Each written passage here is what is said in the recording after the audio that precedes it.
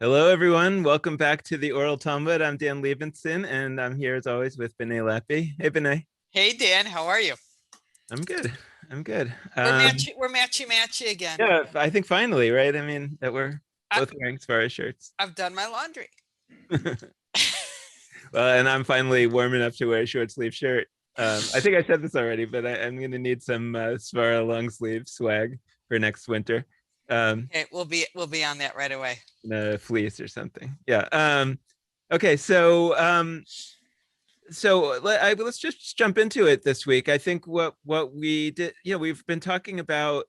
Well, first of all, one thing actually that I'll mention is that Shavuot is coming up, and Shavuot is this holiday where, in all kinds of it has all kinds of meanings, but one of them is kind of a reenactment of the giving of the Torah at Mount Sinai. And you and I are doing a session, so our Jewish Live Shavuot begins at 6 p.m. on Saturday, the 15th, which is actually 24 hours or so before Shavuot, and we're going for 30 hours. So we're going into Shavuot, but instead of doing the all night session and then the next day, we're doing it before Is that 6 p.m. Central? 6 p.m. Eastern time. Yeah. Eastern. Okay. Right. So 5 p.m. our time. And then, but that's when it starts. But then you and I are doing something an hour later at 6 p.m. Central, 7 p.m. Eastern, that you and I are doing a session. And then you and I are doing another session at, I think, 10 p.m. Eastern, along with Gary Stevens, who has this podcast called History in the Bible that has been exploring this season the sort of divergence between Judaism and Christianity. The previous seasons were about the Old Testament, the Hebrew Bible, the Old Testament, and then he's not Jewish, and then the New Testament, and then now it's kind of the divergence between Judaism and Christianity. So I'm excited to talk to him. He's an amateur, who's just done a tremendous amount of research, and Unlike us. yeah, so it's like fun to talk to somebody who's kind of like discovered this stuff for the first time, but really well, and then to kind of like see what he thinks, and we'll see how that accords with some of what we've internalized, and I think that'll be a lot of fun. But I say all that only because I think that this whole idea of Shavuot and reenacting the Sinai moment is, it's particularly connected to what we've been doing for the last year on this show, where we're both talking about the origins of the oral Torah, or the story of the oral Torah, which is in myth the second Torah given at Sinai. And we've been talking about, and we wrote about this like third Torah, and whether it's the Torah of Svara, like we talked about, like the Torah of what's written into our moral conscience, or some other way of putting it. But the idea, to my mind, is that this year we may be doing more than reenacting, and not just this year, the next century, we may be doing more than reenacting the moment of the giving of the Torah at Sinai, as if it's some kind of historical moment that we are like play acting, the experience of it. And by the way, the tradition is like to experience it as if you're a common Israelite, standing at the foot of the mountain, sort of, and as opposed to that you're Moses, right, or that you're somehow on the mountain. And I think that this period is an opportunity, which I think is what the rabbis were doing in what we're looking at the Talmud, to almost reenact it more like we're in the Moses role. And what would that feel like? And what would be the new Torah that we would be receiving, or that would be revealed to us? But here it's revealed to us through our moral conscience, our moral intuition. And so I'm looking. So all that's to say that I'm A, looking forward to doing that with you on Saturday night, and B, that it's very much connected to what we've been doing all year. So I hope folks that are watching this participate. And by the way, if you want to do that, just go to jewishlive.org/Shavuot or judaismunbound.com/Shavuot, and you can sign up, and you'll get a Zoom link. But so I say all that to say that what we've been talking about the last few weeks is kind of this idea of, sort of who in what way, where does the kind of right, let's say, to change the law or to make the law, where does that come from? And we've talked about all kinds of elements of it, including this idea of that third Torah being given, that we have the right because actually the Torah all along was only Svara, was only people's moral intuition, and now more people can have it. Last week we talked about this idea of, well, who really owns the Torah, who can say that the Torah really belongs to me, and that is has to do with that it's not God at a certain point. We've seen that in so many stories, but that the person who studies has that sense of ownership. And this week, I think we want to. It may look a little different, but it's still an extension of that idea that says, what does the regular person, what does the everyday Jew really have to say about the law itself? And is the everyday Jew a source of law? And spoiler alert, the answer will be yes, but it'll be an interesting journey to get there. Yeah, my brain is still thinking about what you were saying about seeing ourselves in the Moses position. And I think my first thought was the rabbinic move was that we should all see ourselves in the Moses position. But then I'm thinking of the text we learned from Menachot where, there's this scene where Moses goes to get the Torah and, the story ends up with the idea that even Moses wasn't the kind of person that God knew could play with the tradition and revise it as it needed to be. So it's not even the Moses character or type of character that I think the rabbis ultimately see us being. They see us being the Rabbi Akiva character, that everyone is an innovator, an upgrader, a potentially radical rewriter.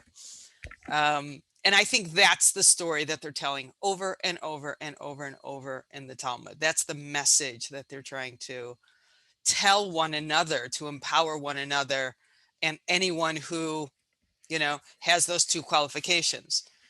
Yeah, and I think that the connection to this week's text is kind of like what I think we've been saying a lot over the last year is that the rabbis were a particular elite at their time. They were better educated, they were better trained, they had mentors, etc. And so when they say everyone is in that role, they mean everyone like us, everyone who's really, in this elevated position.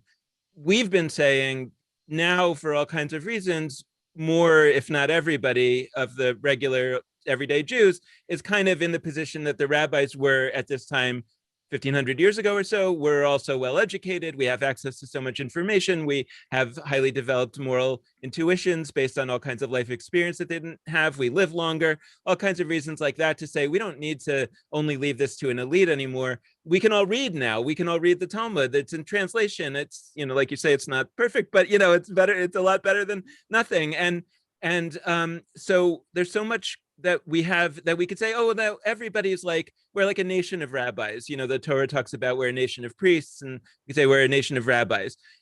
But the other piece that I think this text kind of suggests, which, by the way, I agree with all that, right? But this text actually looks back and says, well, wait a second, it may be, that might be true, but it's not even true that the rabbis simply treated the regular people as, a mob of, uneducated nobodies, that there was actually a respect back then for the common person and their sense of what the law is or should be, and putting those two together, right? To say that the tradition already honors the regular person, and we're all in this position where we're kind of quasi rabbis, that becomes a very powerful combination.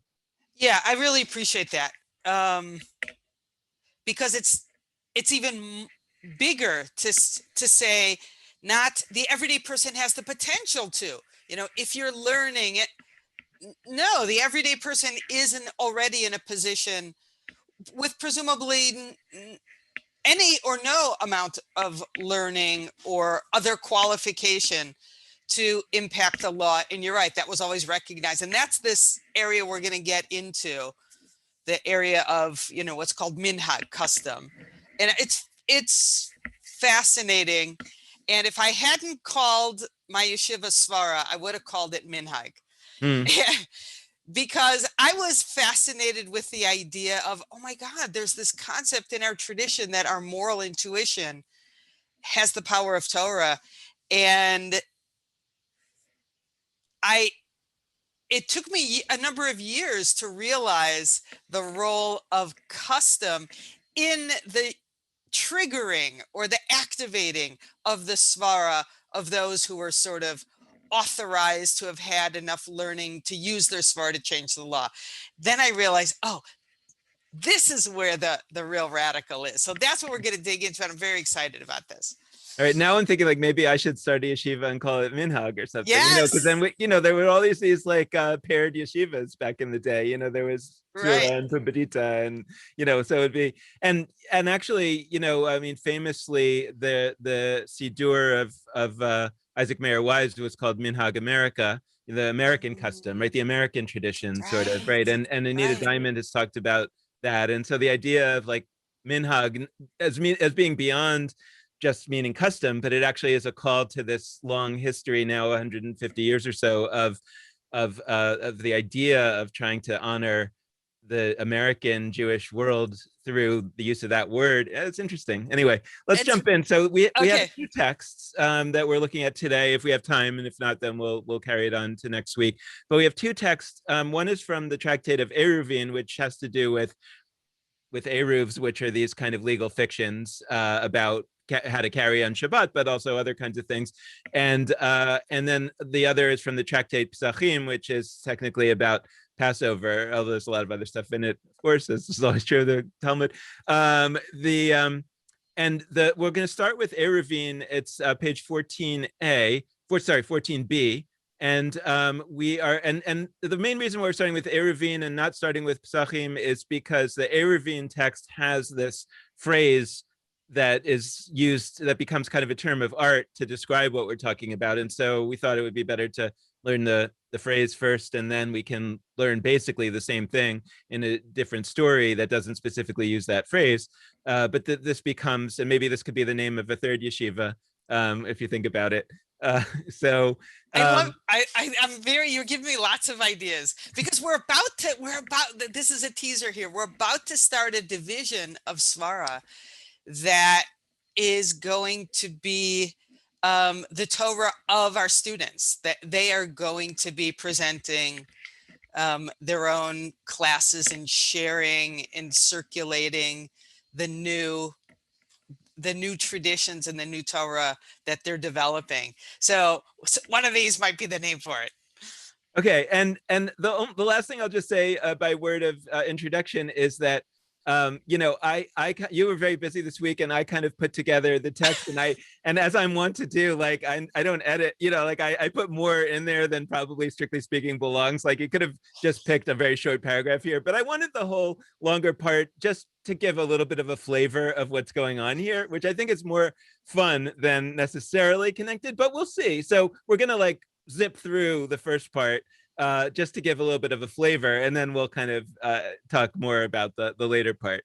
So very excited that you're driving today. Right, you might have not let me do this if we were really discussing it. Okay, so Eruvin 14b. So I also left in the Mishnah that we're starting to kind of interpret here, because like just to remind people that the way the Talmud is structured is that the Mishnah is this book with like law after law after law, and the Talmud kind of is as if it cut up that book and pasted each little paragraph on a page, and then wrote a page of sort of not necessarily commentary, but also all kinds of other thoughts that arose, and working out and figuring out what it all means and extending it to other things. And so the each piece of Talmud is kind of at least tangentially connected to a piece of Mishnah. And so I thought it would just be interesting to show what the Mishnah is that kind of led to this whole thing in the first place. So in Eruvin, the Mishnah says, and this is talking about that basically Eruvs are so complex, but the basic idea is that you're supposed to have a bunch of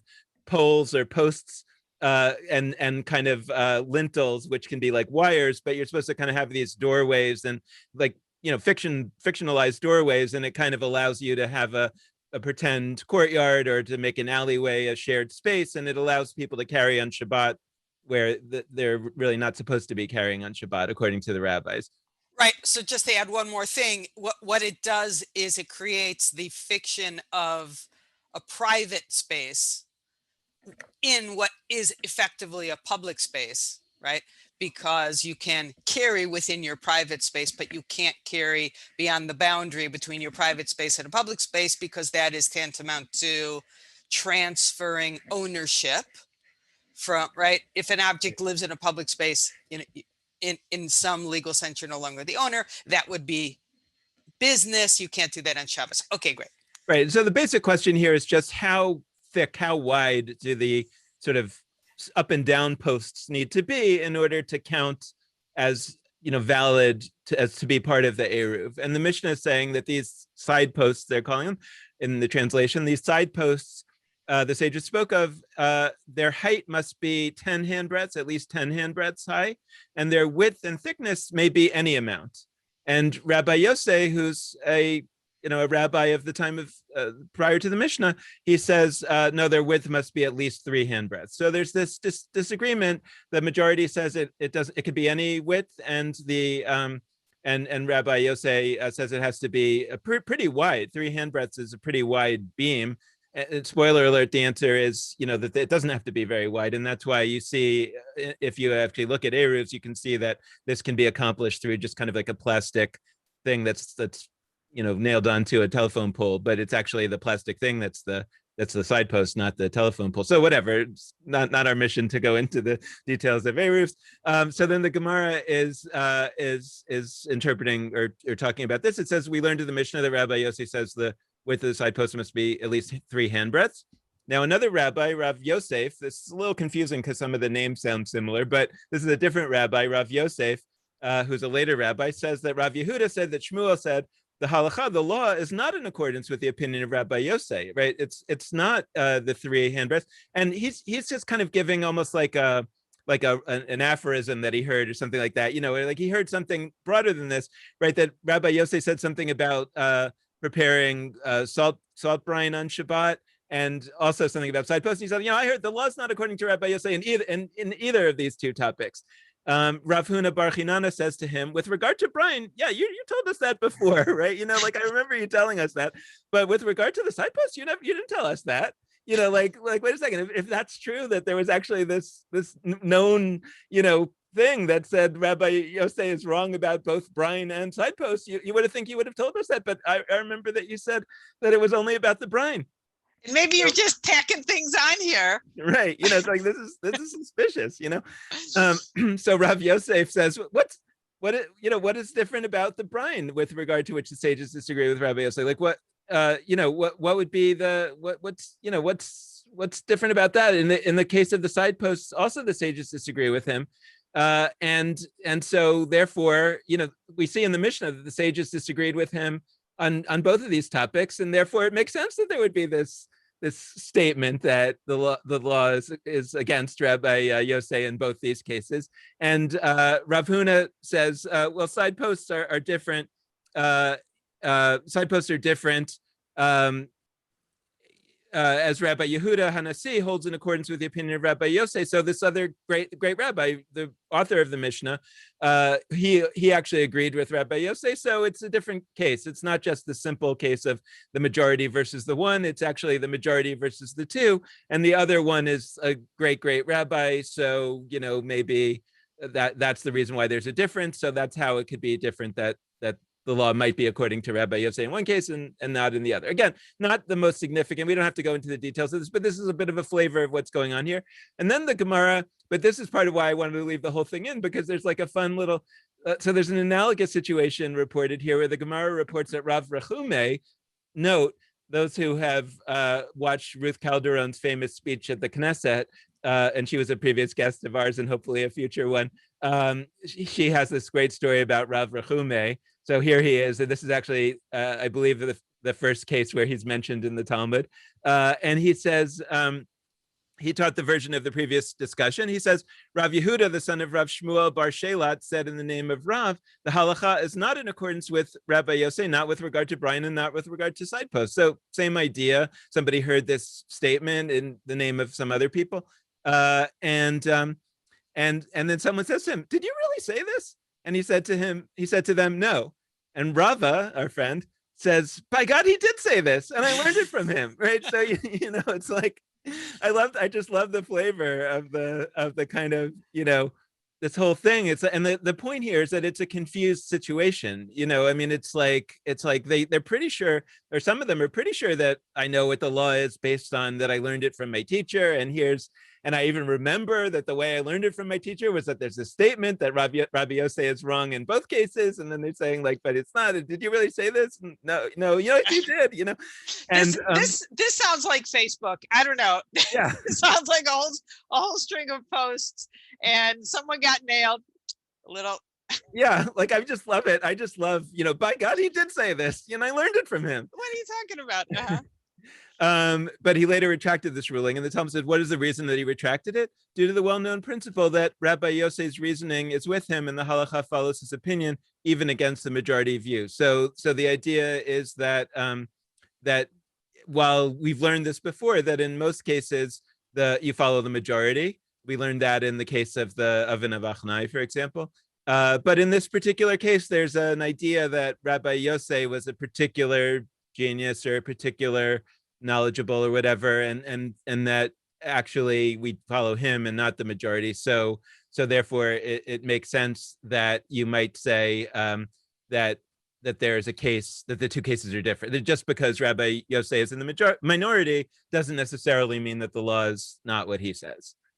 That's the bottom line, kind of this fun part. But the I don't know if you want to say anything, but the point here is that there's a very confused situation among the rabbis as to what the law is based on the way that they might usually go about trying to figure out what the law is. Yeah. Okay. So tell me if you think I've got this right.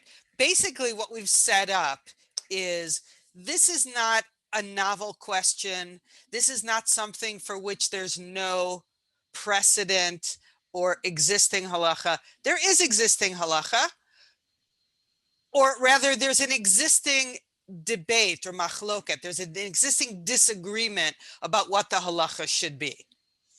And I point that out because I think there are different situations in which, as we're about to see, what the people do matters. One scenario is where there's a disagreement about what we should do. Okay. Right. And that's this situation. Right. And then, So then we come to the main text, that the main point that we wanted to discuss today, and why we're doing this. So Rava bar Rav Hanan said to Abaye, what is the accepted halacha with regard to the width of a side post? And he said to him, go out and observe what the people are doing. So and then the what's told to us here by Steinsaltz is that it was actually the practice not to have it have to be three hand breadths, that the people were actually accepting as valid eruvs that had posts that were less than 3 hand breadths wide.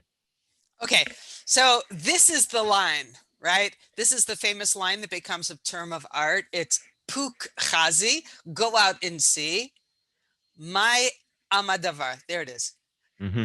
The vocalization is slightly different here. Go out and see what ama, the people, like as an Yisrael, what the people do, davar. And by the way, that's an interesting use of the root dalid bet resh, davar. I just grabbed my dictionary off the shelf and I'm looking it up. And we're familiar with it from Hebrew as it means to speak. But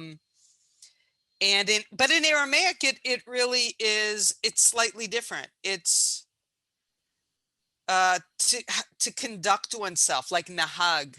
It's interesting. So go out and see how the people are conducting themselves. Mm-hmm. Cool. So that's a term of art, and it gets shortened to pukhazi. So pukhazi is the shorthand for we don't know. Let's we don't know what we should do. Let's go see what people are doing. And the implication is, and the answer will be what they're doing.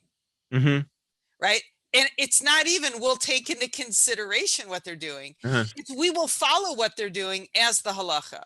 And I think it's important to know that the halacha isn't just the law. It's what we believe God wants us to do. It's very powerful. So we're going to do what we see people doing is a profound theological statement of the rabbi's belief that God trusts the ordinary people, right? Right. Now there is, I mean, at least in these particular cases, there is we should just sort of note that these are cases in which the rabbis have created some kind of legislation. In other words, like, these aren't cases from the Torah where the rabbis are saying, if the people are doing something that conflicts with the Torah or with our interpretation of the Torah, or with a possible interpretation of the Torah, we should go out and see what the people are doing. These happen to be cases where the rabbis have imposed this obligation, or this prohibition about carrying, and they've also created a legal fiction to get around it. And they're saying, in a case where we're not sure if the legal fiction is rules are met or not, we can go out and see what the people are doing, and we'll accept that as a as the law. So I'm just saying that because it's a little bit of a narrow, just happen. I mean, I'm not saying we shouldn't take it further, but I'm saying it is good to note that this is a relatively circumscribed set of cases where we're talking about the additional set of laws that the rabbis have imposed, and they're saying we will accept the common person's practice as the definitive ruling about whether that system that we very consciously set up ourselves, that we're not claiming is directly from the Torah, has been met or not. That's right. That's for sure this situation. And we should put a sticky on the question of, and how far do to what extent do the rabbis give weight, authority to the people's practice? It goes beyond this, but we'll wait to really start answering that question until we have other texts that deal with that scenario. But yeah, you're right. And there are various, like, we haven't supplied all these texts, but there are a variety of concepts like that are connected to this text, including, I think about this one, which is, again, it's a statement about the rabbis imposing new laws and the limits of that. So there's a phrase that says you shouldn't impose a rabbinic law, legislation on the people that they wouldn't be able to stand up to, that they wouldn't be able to observe. So or wouldn't be willing to. Or wouldn't be willing to. So and so I think that, by the way, is very interesting as far as our current times go, because there's a lot of cases that say, well, the people aren't doing the thing that we think we should be doing. Like, for example, there's nothing in the in the Torah for sure, but there's nothing in the rabbinic system that says that a Shabbat service has to take 3.5 hours. It's gotten to take 3.5 hours in, for example, conservative synagogues, because of all kinds of things that have happened along the way that are actually not required. And you could look at that and say, and then people aren't coming to synagogue. So, I think a lot of people say, well, they're not holding up their end of the bargain, they're not coming to synagogue. But the truth is that to ask them to give 3.5 hours of their time weekly, it's not clear that that's even an acceptable thing to ask of them, because in a sense it's a requirement that they can't stand up to, or that they can't or won't, right? And so so I say that, I agree with you that we can take this concept further into the realm of the Torah and other places, but at the very least, what these cases are saying to us is where we, whoever that we is, the rabbis, the extended community today, but where we are thinking about what's the best way to be Jewish, and we're going to set up a system that the common person's willingness to participate in that system is actually a fundamental part of whether the system itself is considered proper. Absolutely. And I think the question that's so sticky is, how are we defining the Amma, the people? Go out and see what the people do. Whose behavior, whose conduct are we going to sort of validate, right? There are people who don't care. people. Anyway, it's. I think it's very sticky, but it's relevant. There's a recognition, I think, that we're going to tolerate the discomfort that we're going to feel when we see people's behavior that's different from what we would want. Because after all, the two parties in this dispute, the dispute in this case about how wide should these beams be, one party for sure is going to be disappointed when they see the behavior of the people.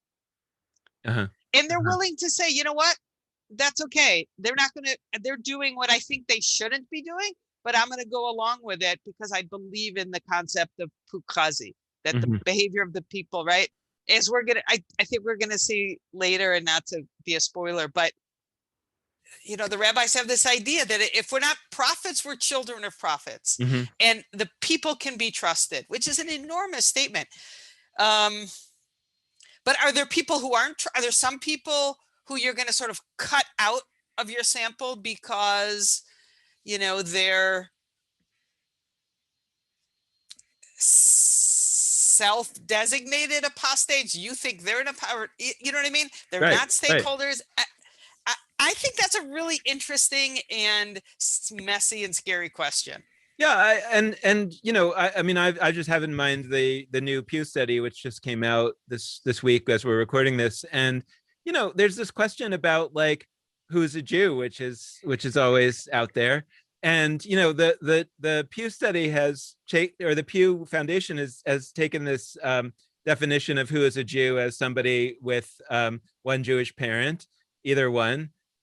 And I agree. I actually think that's overly limited. I think the definition should be expanded beyond that in all kinds of ways. But as far as the, let's say, Orthodox community goes, that's a very wide definition. And then they say, oh, hey, no problem. Like the Jewish community is growing. I mean, we got more. Why are you all so concerned about this? Is not what they're saying, but I mean, this is the implication. Like, don't be so concerned about the shrinking Jewish community. Like it's actually growing. And from that perspective, you say intermarriage is actually good for the Jews because, the replacement rate, if two Jews marry each other, then they have to have two children and they only keep the same number of Jews. Whereas if Jews marry non-Jews and each has two children, we're actually doubling the number of Jews, right? By that definition. So, so on the one hand, you could say, and so now we have this expanded Jewish community, and those are the people that we're going to look to see what their custom is, et cetera, and that's how we're going to, right? And you could easily say other people saying, no, those people are not really committed to the system. They're not the people that we're talking about. If you want to say we should look and see what the common person is doing, we're talking about the common Orthodox person, who really believes, and buys into this whole system, and they have maybe the issue is more that they're receiving traditions from their parents and from their parents and from their parents, and so it's not just that we think people have common sense, it's that we think maybe people are remembering the tradition through mimetic passing on, right? I mean, there's all kinds of ways that you could cut into this, but it's at least open to the interpretation that says it's the common sense of the common person, etc. Yeah. And what you said about the people who are following the system, what's interesting about this concept to me is they're likely not to be following the system. The reason that custom is a thing and that their behavior is going to determine the halacha, I don't know if I can articulate this. Maybe I haven't had enough coffee yet this morning, but it's their deviation from the system that is seen as interesting and something to look at. And so, and that deviation could easily portray them as, non-stakeholders, not the people we should look at. But no, they're being recognized as people whose behavior is significant, even when their behavior is contradictory to the system. You know what I mean? Right. I think by that they're part of the system, what I meant was that they are even caring about Eruvs. Like in other words, we're looking at the people who care enough about an Eruv to say, I wouldn't carry without one. And then they're saying, oh, but like, look, these people are carrying and the posts are less than 3 handbreadths. So that means that within the system of Eruvs, which they do accept, we can look at their judgment as to what defines an Eruv, as opposed to looking at the quote apostate who says, I don't care about Eruvs at all. So of course that person's not going to care how wide the Eruv is, but maybe they care about something else. But you could say, well, how, which prayer, actually the next case we might look at is, or we're going to look at is like, which prayer does this person say when they're drinking water? Well, you could say, well, we don't care which prayer this person says when they're drinking water, because they don't really care about Eruv, so they're not really part of the system. They don't count as one of the people that we're looking to. Or you could say, no, it's a much more expansive category than that, and it's case by case. And so, yeah, of course, if you don't care at all about an Eruv, we're not going to trust your judgment about how wide an Eruv has to be. But we will trust your your judgment about the things that you do care about. And I don't know, like, I think there's maybe an interesting case there to talk about, like, what is the this stuff that's often said by people for various reasons that are kind of inconvenient to their politics. They'll say things like, well, Judaism doesn't have a position one way or the other on this issue. But then you could say, oh, Puchaze, let's go out and see what the people are doing. And the vast majority of Jews actually believe, for example, that Judaism is about tikkun olam, to use a kind of a cliche, but that Judaism is fundamentally about making the world better and repairing the world. So then you could say, oh, well, those are, Reform Jews. They're not really, they're not really in the system. And so we don't care what they say. But another way to say it is like, no, these are actually Jews. They care about being Jewish. What they're saying is they don't care about your Eruv. They do care about, tikkun olam. You care about an Eruv and don't care so much about tikkun olam. Well, so what are the common people really saying? And it's complex, right? Because obviously it's self-serving. Everybody will define the common people that they're going to look to based on, they probably will do it based on a results-oriented approach, what supports what I want. But the point is that that I think there's arguably precedent here ideas here that could be seen to support an approach that says, what, if the Jewish people are really changing their idea of what's really the most fundamental elements of Judaism, that's actually a significant thumb on the scale of saying they're right, even before we get to the point where we're saying in the 21st century, the vast majority of Jews are not just common people, they're quasi rabbis in terms of their learning and their education. Anyway, so I don't know what you think about that. Too far? No, let's look at this next text, the one about water. Yep. Okay. Because I think that'll give us a little more concreteness, and you were hinting at it, and I think it's interesting. So I have an idea that relates to this. Okay, so right after this, the Gemara brings another case that they say, I'm not totally sure that I understand this first line. There are those who taught this answer with regard to this discussion. So there's some connection there. Are they saying that there's an analogy that they're learning from here? No, this principle, Puchazi, my ama davar, go out and see how people act. That also was the punchline. That was the conclusion in the dispute over the following case. Okay. So the case is, one who drinks water to quench his thirst recites the following blessing prior to drinking, by whose word all things came to be. That's Shehakol Niyeh Bidvaro. Right. And let's get out on the table the whole question of what blessing. So first of all, let's remember that the rabbis made up blessings. Right. Okay. There's no Baruch Atah Adonai in the Torah. This is a spiritual technology, a tool that the rabbis invented to create the experience of being with God that was lost once the temple was destroyed, or possibly even before, when people just didn't feel the experience of God in what happened in the temple. They said, you know what, you can have that experience. God will be with you when you utter these words. This is a kind of God invoking magic formula it's a little overly, I'm playing a little fast and loose here, but and now the debate on the table is, well, which magic formula, which Baruch Atah Adonai do you say over water? And I just have to imagine that there weren't that many people that were going along with this new, magic formula practice. I just really can't imagine that in the first few centuries of the practice, there were so many people. So I wonder how many people, go out and see what the people are doing. I wonder how many people that is, but okay. Right. Well, so, and this scene, because Rabbi Tarfon is involved, this scene is kind of in the early days of this invention of this technology, right? And so the basic principle that they're putting out there is that, we all know that the blessing for water is Shakol Niyeh B'Dvaro, by whose word these all things can be. And by the way, that's the general blessing for, like, if you don't have a more specific blessing, then this is a kind of a catch-all. It's a catch-all. You can use it for anything and you're covered, right? Yeah, so because if it's like a fruit, then you say it's from the tree, the blessing for the tree, and if it's from the ground, it's blessing for the ground, and if it's bread, you say Hamotzi Lechem Min Haaretz, but if it's just some water, it's kind of like, quote, neutral. Yeah, what do you do? Okay, there's this one, Shakol Niyeh B'Dvaro. And Rabbi Tarfon says no, and he has another blessing, which is not actually in sort of common use for, I don't think this is a blessing that we say before eating for anything now. It didn't make it.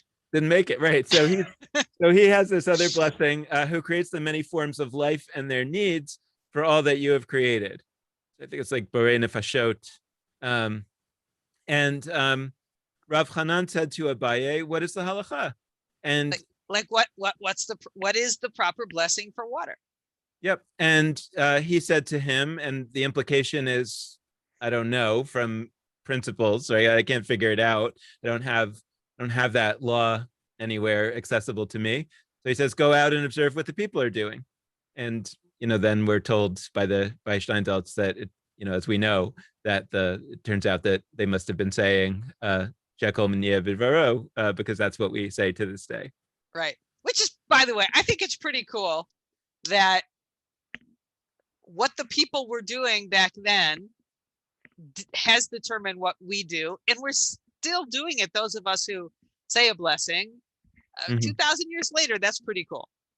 I remember in the Trump impeachment, the second impeachment, one of his lawyers was an Orthodox Jew, and when he was speaking, he would, and he needed to take a drink of water. He did something where he put his hand on his head and he drank the water. And I remember, like, the Jewish commentators, like I think Jake Tapper on CNN, were explaining, I don't know if this is exactly accurate, but they were explaining that he was, I think, using the cap and putting it on his head like a kippah, and he was saying the blessing, which would have been Shakol Niyeh B'Dvaro, and drinking the water, silently. So contemporary manifestations to this day.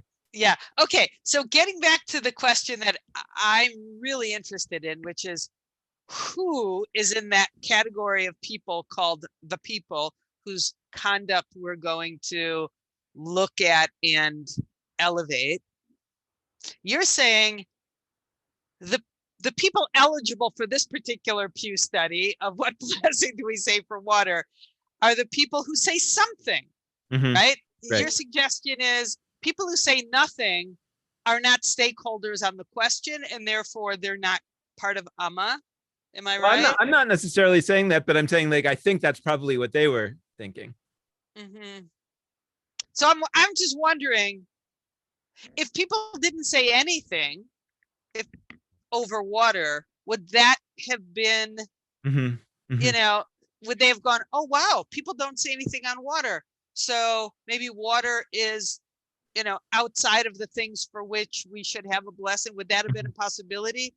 I don't know. I think that would definitely have been a possibility. Well, not definitely, but I think there's a good chance that would have been a possibility. When I'm trying to suggest more, and again, I don't sort of support this, I'm trying to tease out what this might look like or might have looked like to them. And I'm saying we might take the principle and apply it more broadly than they applied it. But my thought is that they were thinking about people who are fundamentally bought into the system of halakha, right? Of that the rabbis have authority, that there's laws that they have to, and they're saying if you're an apostate, or you're a whatever, you're a post legal Jew, they didn't have them in those days. And by the way, I think that's a big part of it, a big part of the why this is not quite an analogy that we can use directly, but it still helps us. But back then, I think they're saying, well, if you're fundamentally connected to the system, I guess actually there were, because there were Karaites who didn't believe in the system in that way, right? They're saying, well, we're not going to look to a Karaite because Karaites don't believe in the oral law. So we're not gonna, we might say that Karaites are Jews, but we're not going to observe their behavior as a way of knowing what the rabbinic law is, because they don't accept the rabbinic law. So now, once you're a person who accepts the rabbinic law, then if it turns out that you don't say a blessing over water, we'll look at you and we'll say, oh, if the majority of people who accept rabbinic law don't say a blessing over water, then I guess the law is that you don't say a blessing over water. Right. I'm trying to apply this to today, and I'm thinking about you and me. Okay. Yeah. And I'm not going to, name what we do and what we don't do. But generally speaking, we're stakeholders. I think we can say that in a pretty serious way. Right. Yet, if someone were asking from the framework of the current halachic framework, should this be the halacha or should that be the halacha? I think we wouldn't be counted. Right. But that's obviously problematic. Right. But that's why I'm saying that I think this principle is valuable, but not as a direct application today. In other words, what I think this principle is telling us is that as an ancient tradition or as an ancient understanding of how Judaism works, the practice of the common person is significant. Now, exactly which common person we're talking about, that is a question about where we might disagree. But what we can say is that at least in terms of the people who accept the system itself, the rabbis are saying we take seriously the practice of the common person as a source of law, or as a source of. Now, go ahead. Yeah, but what's problematic is the concept has to be. I'm trying to figure out how the concept works when you have stakeholders who don't accept the system. Right. Period. Right. Right. So I'm saying in our time, we would extend that concept. Yeah. And we would say we are defining the system much more broadly. Right. And in our broader definition of the system, we have a principle that we can include as part of how we navigate this new system, to understand that actually we have an old principle that the common person's practice is a significant part of figuring out how that system should operate. So now, again, I wouldn't look to a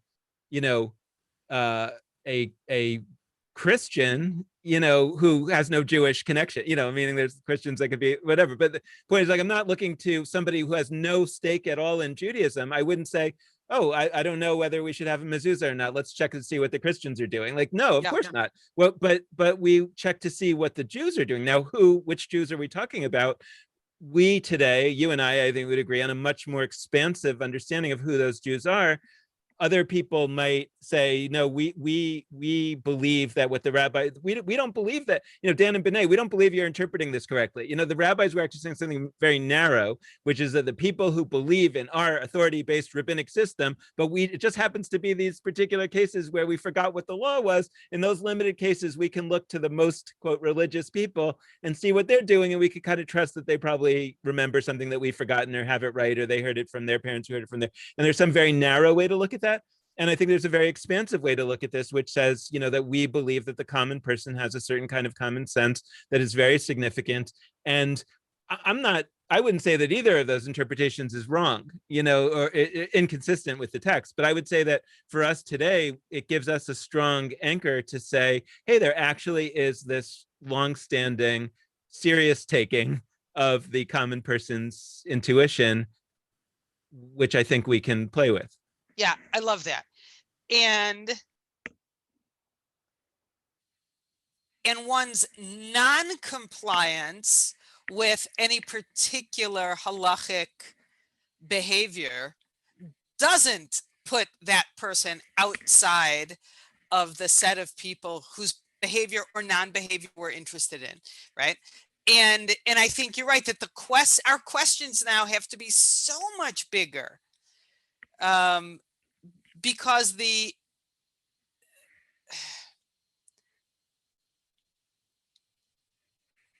yeah,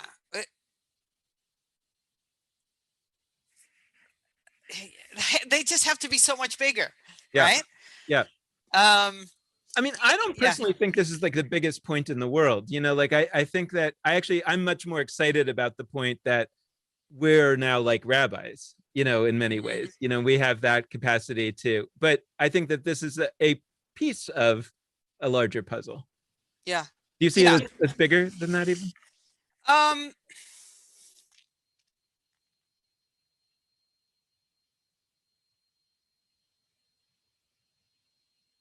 I think it's enormous. I think it's enormous, and I think you've articulated it well. It's the recognition that the everyday person who has no title, not even the two qualifications that for me have been so exciting because the everyday person can achieve them, and that is to be gamirna and savirna, right? And I think, we've debated how much learning does it take to be gamirna.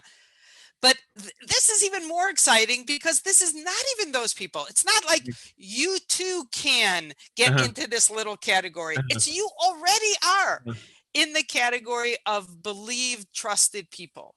And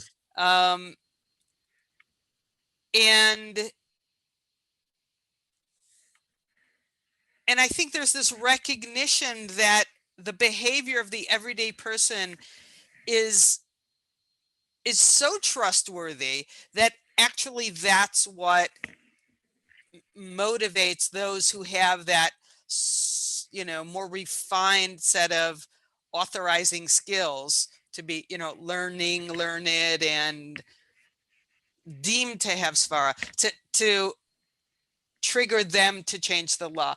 I may have told this story before, but let me tell you this story. When I was in rabbinical school, I think it was in my last year, my chavruta Eddie and I were sitting in the halls of JTS. We were in one of the hallway lounges, and he was writing his dissertation on the question of what the halachic basis could be for a 2-ring wedding ceremony, right?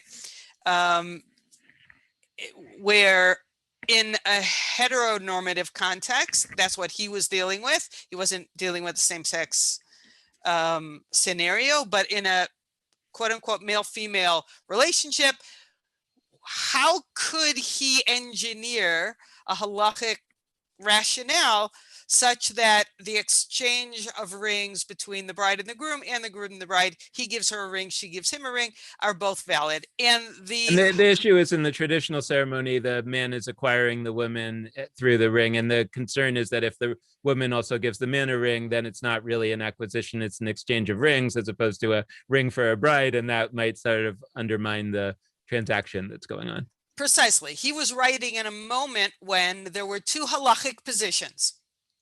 One was the man acquires the woman by giving her the ring and her accepting the ring. And if the woman gives the man a ring, her action has no halachic consequence. It's as if she's whistling Dixie under the chuppah. It's nothing happens.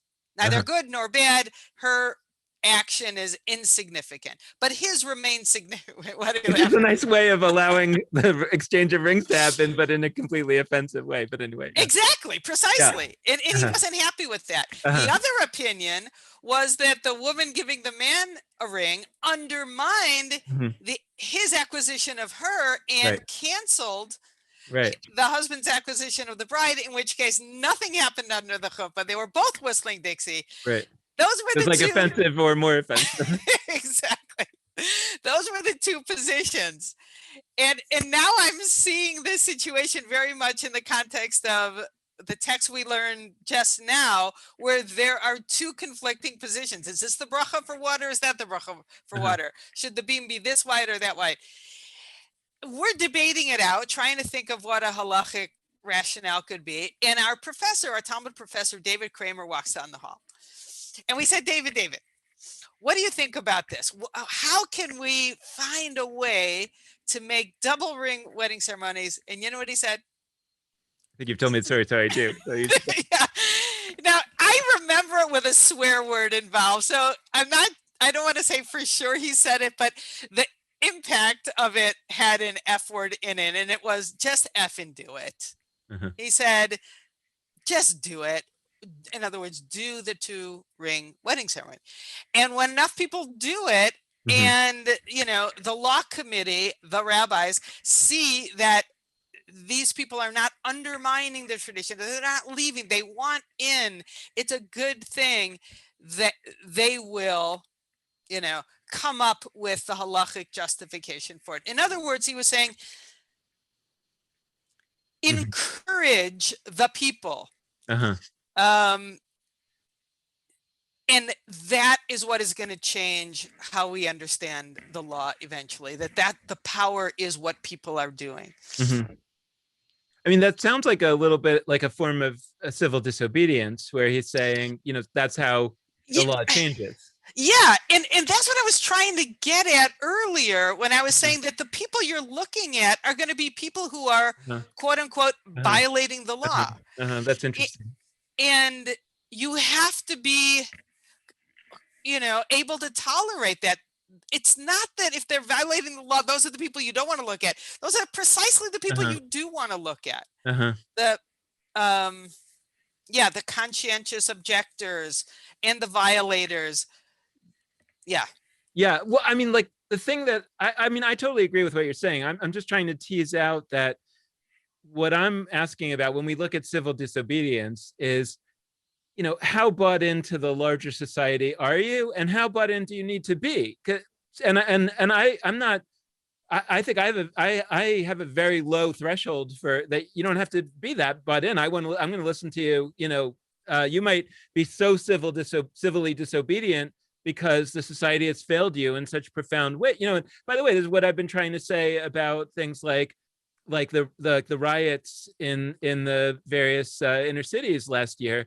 I was trying to say, like, I actually feel that our society has so failed African Americans that the social contract is broken, and they therefore don't have an obligation to live up to the social contract. So no, I don't think that rioting is a good thing to do for all kinds of reasons. I don't think it's so helpful, but I don't necessarily think it's something that they don't have a right to do. And so that could be a very low level of acceptance of the system, and a whole lot of civil disobedience towards ultimately, and this is what the rioters, or at least some of the philosophers behind it or whatever, want, which is a profound remaking of the system so that it will have justice and that it will be right. So that's a level of engagement that's serious, and yet it might look like a very low level engagement because it doesn't include a lot of concern about what the laws on the books are, right? And so versus a level of of acceptance that says like, let's say the African American civil rights movement in the 60s, which said basically, or Martin Luther King, but basically said, like, we're completely bought into the system. We're not rioting. We're not saying that the social contract is broken to that extent. We're saying that you failed us, and we are going to observe all the laws, like almost to a fault, except for a certain set of ones which we are going to use to draw attention to the absolute injustice, right? And those are and different. Some people will say, "Oh, Martin Luther King, that was a good way. He was enough bought into the system that we could take his civil disobedience as something that was relatively small." So, all things being said, and therefore we'll listen to him, right? And we'll say, "Oh, well, yeah, we need to go by the law that he's reflecting in his actions." Versus rioters, no, that's too, they're not bought into the system enough. But you could easily say, no, we're all rioters too. what they're saying is more fun. They're just saying that the system is more fundamentally broken, and that's why they're not observing more laws, right? And so maybe that's an extreme case, but it helps us see it. And then we can come back to the Jewish world and say, we're not talking about rioting. We're talking about people that are, they might be kind of Orthodox, but they believe women should be rabbis, right? So what are they doing? They're starting a women's rabbinical school, and it's actually interesting what's happening in the Orthodox world in terms of women rabbis, because it's exactly like that. It's a kind of a civil disobedience, and it's becoming accepted in broader and broader ways, versus you could say a secular Jew who is saying, like, this whole thing is completely not working for me. I'm not observing any of these laws. The whole idea that we should have laws and that we should be under the jurisdiction of rabbis who have power over us, that doesn't make any sense to me. But when the Pew people come along and ask me, is being Jewish is important to me, I say yes. And I want to be sure that person is in the set of people we're looking at. I agree, right? Yes, 100%. But so then when we look at a text like this and we say, well, what does that mean for us today? And this is, I think we can wrap it up today, and we'll go to the other text next week. Is that it goes back to this question that we've talked about, which is that when we study Talmud, are we looking at the rabbis like they were very wise people who had a certain kind of person that they were trying to make, and if we could only understand what kind of person they're trying to make, then we can really kind of revise our system a bit so that we're kind of back on track? And or are we saying this is really a profound new era of Judaism, like Yitz Greenberg talks about, that the rabbinic Judaism has some really amazing parts to it, and certainly the system and the process and the bravery and the chutzpah for changing the biblical system is all things we want to carry forward. But some of the details of it, a lot of the details of it, are not working anymore, and the people for whom it crashed first are the first out of the system. They're the first into the wilderness. And some of us are latecomers to the wilderness. And we actually should have great respect for the people who left 50 years ago, because we're now seeing what they saw 50 years, right? That it's broken. And so we have to profoundly build it anew. And yes, and of course we should be looking at what they're actually doing, what they care about. And it turns out, by the way, this is one of my pet peeves about the demographic studies is, they say things like, do you light Shabbat candles? It's like, if you didn't light Shabbat candles, like you're a bad Jew, as opposed to like, do you treat other people like the image of God? Do you love strangers? And I think a lot of the people who've kind of left the system, so to speak, are actually out there, leading social justice movements and loving strangers and treating other people as the image of God. And I think you could easily do a demographic study saying, wow, those people are so Jewish, Absolutely. And so I think that's where I see this idea as being, critical. But, I'm trying to be like intellectually honest about that. I'm not necessarily saying that these specific rabbis would agree. But I think that they've given us a tool that allows us to do exactly what they did to the Torah, which is in certain cases to, undermine their own system with their own rules. Yeah, absolutely. I think that's a great place to stop. Okay, so it's good, because then we'll continue this next week with the other text. The other text is great because it even involves Hillel, who's arguably the founder of rabbinic Judaism, and he doesn't come out so looking so hot on this category, so it really shows it even more profoundly. So look forward to doing that text next week. Great. We'll see you then, and we'll see you on Saturday night, B'nai. And so folks, again, who are watching this, if you want to sign up for the Judaism Unbound Jewish Live Shavuot program, just go to either homepage and you'll be able to find it there, and we'll see you for 2 hours on Saturday night. Yeah, I can't wait. I love Shavuot. Yeah, me too. It's like Yontiv for me. Right. I know, the holiday that's where Jewish learning is the main practice. Good one for Svara. It is. All right. See you soon. Bye. Bye-bye.